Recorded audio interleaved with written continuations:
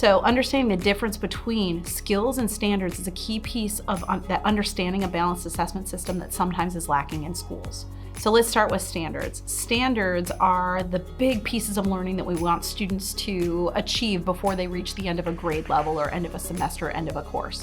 So third grade math students have a set of third grade math standards that they're being taught through Tier 1 instruction. They're being assessed with the formative assessment practices. They're being assessed with summative and interim assessments, and eventually on the state assessment.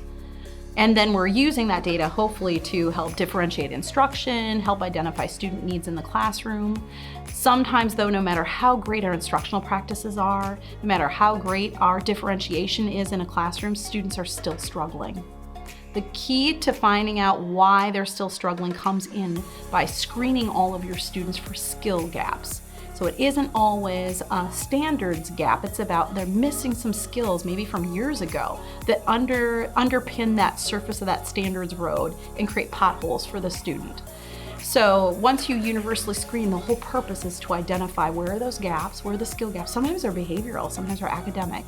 And then to have really good targeted interventions to fill those gaps in, and then progress monitor to make sure those interventions are being really effective with kids.